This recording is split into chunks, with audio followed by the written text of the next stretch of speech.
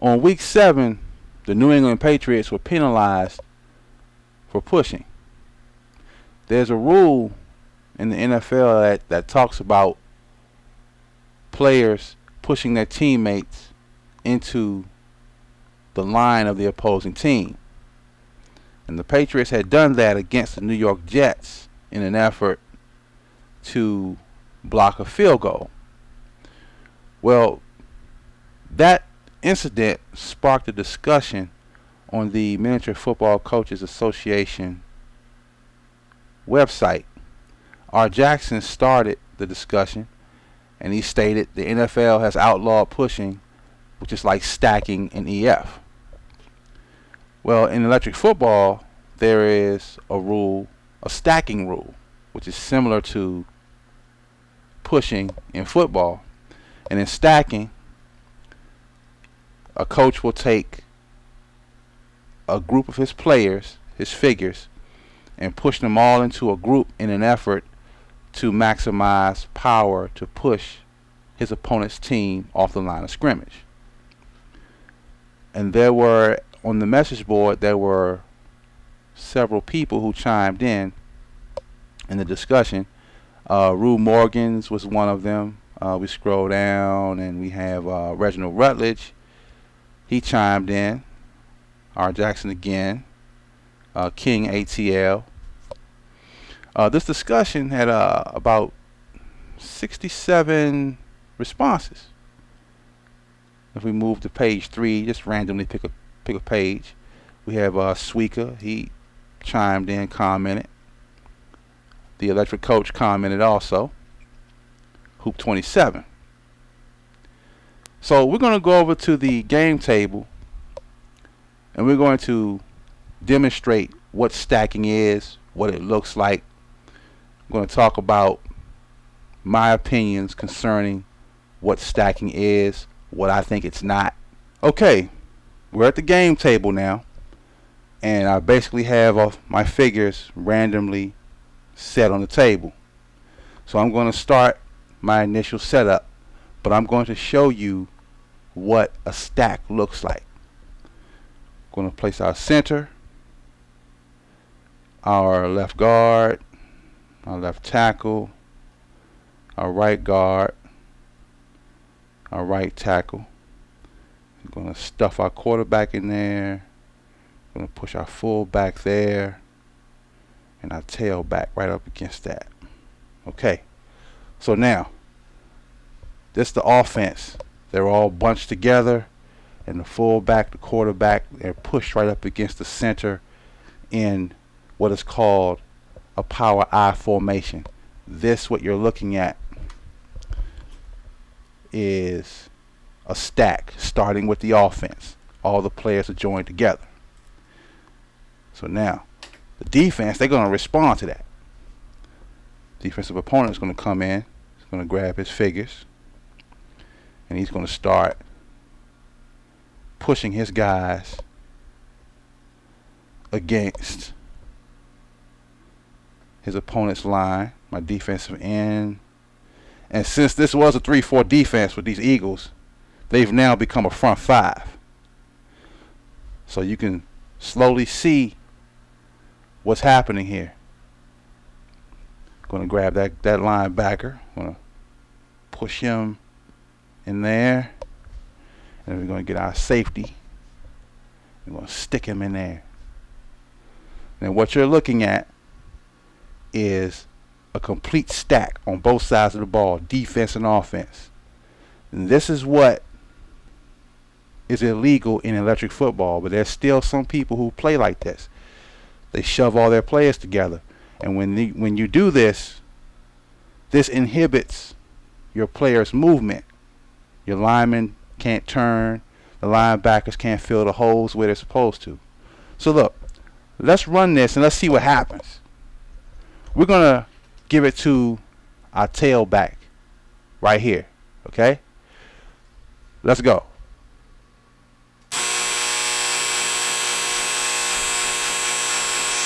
He got tackled. He got through, and he got tackled by this linebacker right here. That was base contact earlier. So that's how a stack looks. We're going to look at some other formations, and we're going to talk about whether it's a stack or not. Okay, in the previous frame, you saw the stack from the defensive perspective. Now I'm going to show you the stack from the offense's perspective.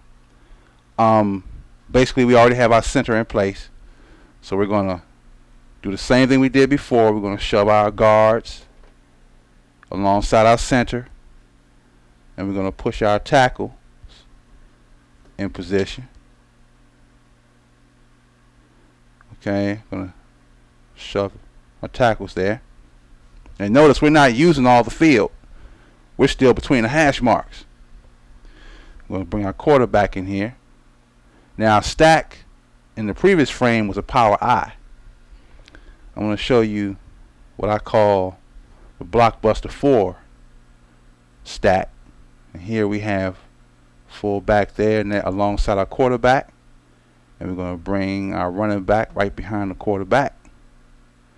And we're going to bring our other running back, our backup running back, right alongside the running back. So now we have 9 players pushed between the hash marks. And of course, the defense is going to respond to that. So we're going to stack it up. Going to just build ourselves a house here. So we're shoving our linebackers in, and then we're going to bring in our safeties. We could do this formation, or we could stack up over the middle like this, push this guy in there. Yeah, let's do this stack right here with the defense. Now, you see everybody is bunched into the middle of the field. You see this? This is irresponsible electric football right here, in my opinion. It's not a clean way to play the game. So let's try something different. We're going to give the football to this running back right here. Yeah, that's it. Let's run him.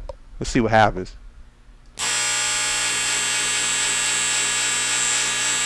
He got stopped. But as you can see, it's a mess. Players, the play didn't flow well at all. It didn't flow well at all. So let's try another stack formation. Okay, let's try another formation. So, okay, we're going to pretty much do our offensive line the same way. We're going to push them all together, like so. Stacking is what it is. You just grab your players randomly, and you fit them in. Fit them in how you can. Okay. So we're going to have our defenders. We're going to have 2 defenders on this side, 2 defenders on that side. We have our linebackers on the outside and safeties on the inside. Now, our offensive backfield, we're going to do something special. Remember that power I that I showed you earlier? Well, we're going to take that power I to another level. And we're going to stick not just the fullback and one running back. We're going to go with the fullback and both running backs. So now we have a total of 4 players, which is legal in football. You can have 4 people in the backfield, but they're all in a single file line. And we're going to run this. Let's see what happens. You know what? We're going to give it to our tailback right here. Let's go. Now, that stack was so long that it forced the ball carrier way out of bounds over here. The play couldn't develop. There was too many people in the formation at one time. This formation that you see is a power I formation, just like the power I you have seen earlier, but the difference is that the players have been spaced out. You now see the 2 hole, your 4 hole, your 1 hole, and your 3. You also have space between the quarterback and the fullback here, and the fullback and running back there. This formation, compared to the formations you saw earlier, is a more aesthetically pleasing formation. The spacing among those figures allows the figures to move freely, allowing the play to develop when the switch is turned on. There are leagues around the hobby that say this formation, this power I that you see here, is a stack. There are other leagues that don't call it a stack. Some leagues call it a stack because when the switch is turned on, all four, the center, the quarterback, fullback, tailback, when the switch is turned on, they're going to come together, forcing power into one area. Those leagues that view this formation as a stack, they require the quarterback to be turned away from the center and the running back to be tipped away as well. Let's look further into the power I formation. Okay, originally the power I is set up in this manner, and I said in the last frame that some leagues, they call this formation a stack. They consider this formation the same as this formation. Notice how I have all the backfield pushed tightly against the center. So we're going to space them back out again. Okay, now those leagues call this formation a stack as well. Now, in my opinion, when the players are in this formation with the quarterback facing straight ahead, the defense can't guess what direction the quarterback is going to go in. The quarterback figure is on an ITZ dial base. ITZ. That's in the zone. That's a different base from the total team control base that you saw in the previous video. And I'll give you a look at it later in the video here. Well, I could turn that dial to go this way or to go this way. Or I can keep it straight and let the quarterback keep the football and dive with it. The defense can't guess that because the quarterback is facing forward. In the previous clip, our quarterback was tipped this way.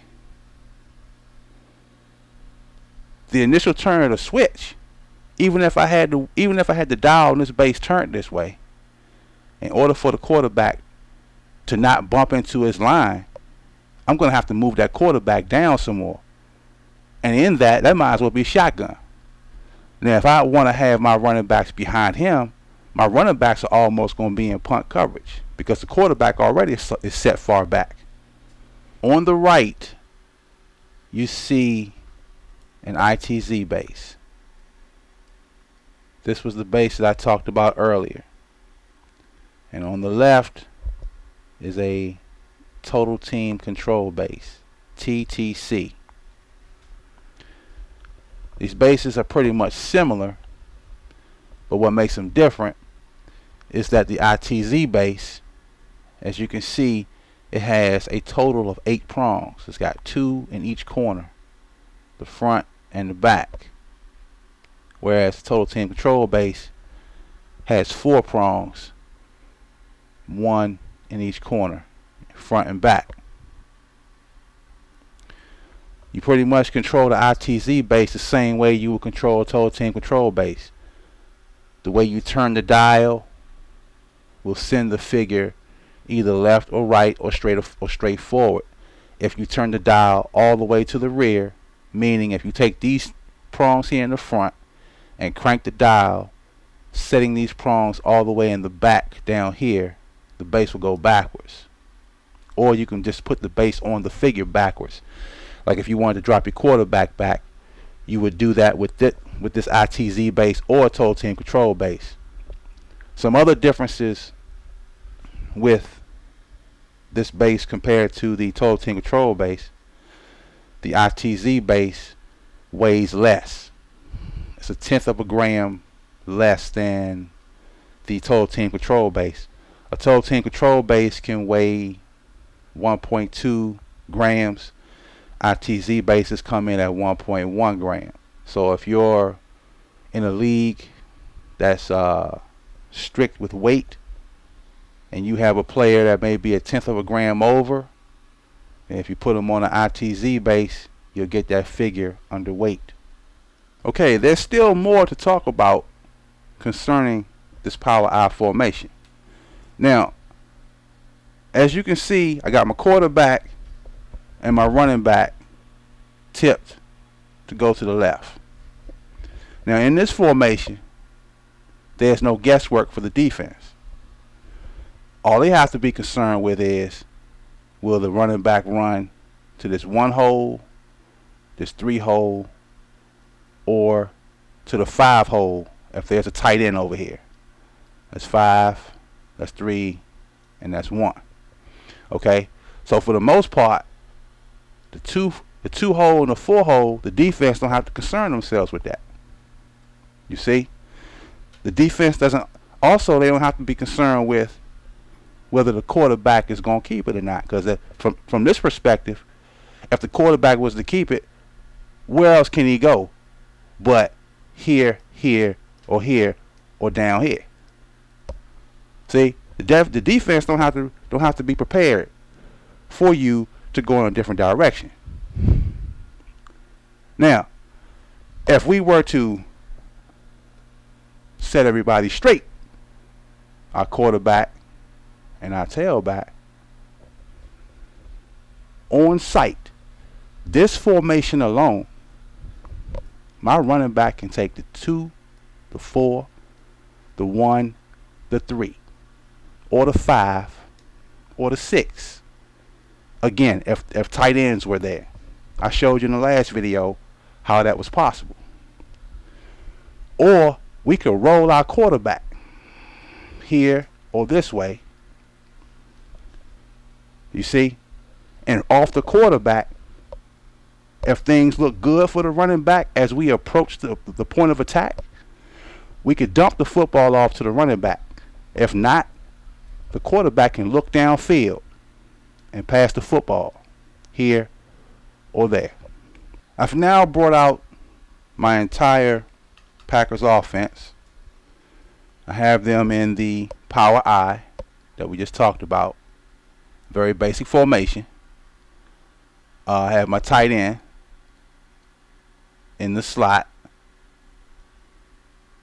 and I have my defense in the 3-4 cover 2. And you can take a moment and decide what it is this defense needs to do, or what you would do to defend against this offensive formation. Let's see what happens with this play. Okay, I roll my quarterback, and right now I don't have a receiver. Jordy Nelson has been shut down here. Randall Cobb has been jammed at the line of scrimmage. He did push the corner beyond the line of scrimmage, but he's still jammed. My tailback is met right here with the linebacker. So at this point, I really don't have much to throw to. Throw or run. So this shows you right here that the defense can stop their Power I, both from passing as well as running. You've seen this play stopped by the defense in the previous frame. So we're going to run this play back, and we're going to talk about some of the things that you might have done to defend against this offensive formation. I mean, right off the top, you could send a blitzer from here to blitz this backfield. because the C gap basically was left open. Okay, so but the downside to it is, let's say if you gamble wrong and I take my left tackle and I have him kick out real hard. Remember that no rotation that I showed you in the previous video? I could use that tackle, kick him out, and have him chip that blitzer to take that blitzer off his path to the quarterback or my running backs in the backfield. Let's say if you had gambled correctly and you blitzed either the A gap here on this side or the B gap on this side. Because remember, if you remember the play, the quarterback had rolled back this way. So if you gambled, you probably would have had a better shot at putting pressure on the quarterback. So let's move the play ahead a little bit.